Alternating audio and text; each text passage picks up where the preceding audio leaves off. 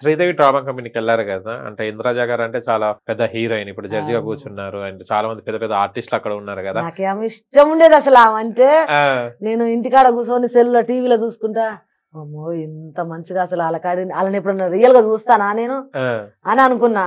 Okay. కానీ నాకు అసలు అంత అదృష్టం వస్తుందని అయితే అనుకోలే. శ్రీదేవి డ్రామా కంపెనీ ద్వారా మరి వచ్చింది. ఆమెను ముట్టుకోవడం చేయడం అంత ఉంటది అనుకోలేదు. అది వచ్చింది, నాకు చాలా సంతోషం అయింది. ఓకే, ఏమన్నారు ఇంద్రజ గారు? మంచిగా నువ్వు బాగా పాడుతున్నావు అమ్మాయి, అన్నో మారుమూల పల్లెల నుంచి వచ్చి ఇంత మంచిగా పాడుతున్నావు, ఇంత డేర్గా పాడుతున్నావు, చాలా మంచిగా అనిపిస్తుంది. వాయిస్ బాగుంది భిక్షమ్మ గారు, చాలా తెలియకుండా అసలు అదేందో గానీ ఆ వాయిస్ లో ఏరే ఉంది, చాలా మెచ్చుకుందండి. కానీ మీరు పాడుతుంటే మధ్యలో వచ్చి వాళ్ళు డ్యాన్సులు చేస్తారు, ఆర్టిస్టులు అందరూ వచ్చి డ్యాన్సులు చేస్తారు. అవునండి, మంచిగా అనిపించింది నాకు కూడా. ఆ లైటింగ్ లా స్టూడియో అదంతా స్టేజ్ భయమైంది పోగానే, అసలు మొత్తం గుమ్మిలాగుంది, గుమ్మిలాగుంది పోగానే అల్లా తీసుకుపోతారు చీకటి, గుబ్బుల్లా భయమైంది. పోయే పోవడం తీసుకుపోయి ఆ స్టేజ్ మీద నిలబెట్టారు. నిలబెట్టంగానే పాడవనంటే నాకు అసలు గడగడ వణుకుడు వస్తుంది.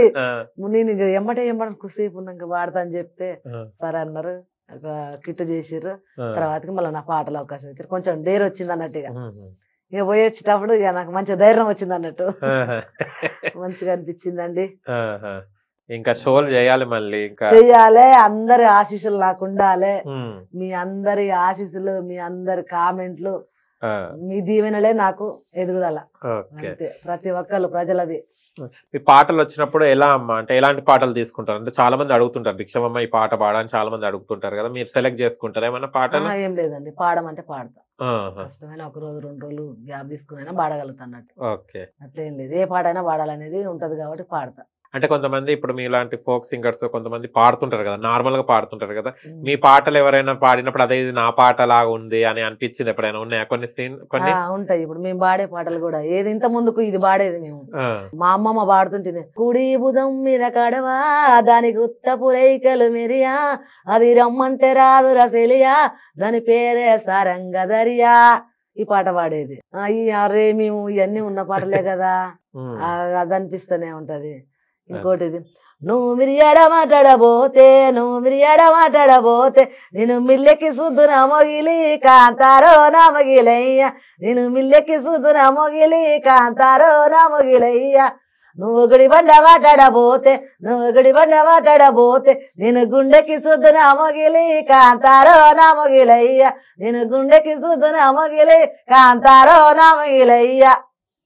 ఇవన్నీ బయట వింటుంటే అయ్యో మేము పాడే పాటలే కదా, ఇవన్నీ బయట పాడుతునేవారు కదా అనేది మాకు అవకాశం వస్తే బాగుండే అనుకునే అప్పట్లో అనుకునేది. ఇప్పుడు కూడా మేము పాడిన పాడుతుంటారు అనిపించదయా, బాధ అనిపిస్తూనే ఉండే, అయ్యో ఇవన్నీ మేము పాడినా అనేది అనిపిస్తూనే ఉండే. ఓకే, కానీ ఇప్పుడు వస్తున్నాయి బయటికి ఆ సాంగ్స్ అన్ని, పాడుకున్నాయి ఇప్పుడు బయటకు వస్తున్నాయి అన్నట్టు అన్ని. ఇప్పుడు మీకు ఎవరైనా పాట పాడించుకొని డబ్బులు ఏమన్నా ఇవ్వకుండా తర్వాత ఇస్తా అని ఎగ్గొట్టిన వాళ్ళు ఎవరైనా ఉన్నారా? ఎవరు లేరా, ఇక పాడిన వాటికైతే ఇస్తానన్నా ఇచ్చిర్రు అంతే. ఎంత ఇస్తావు? ఒప్పుకున్నంతనైతే ఇచ్చారు, నాకు ఎవరు పైసలు ఏమి ఎగ్గొట్టు. ఇక వాళ్ళకి ఇక నమ్మకం చూసిన వాళ్ళు ఏమో గానీ ఇచ్చే కాడికైతే ఇస్తారు కానీ ఏగనైతే కొట్టలేదు. భిక్షమ్మ గారి ఉన్న కోరిక ఏంటిది? ఏం కావాలనుకుంటున్నారు?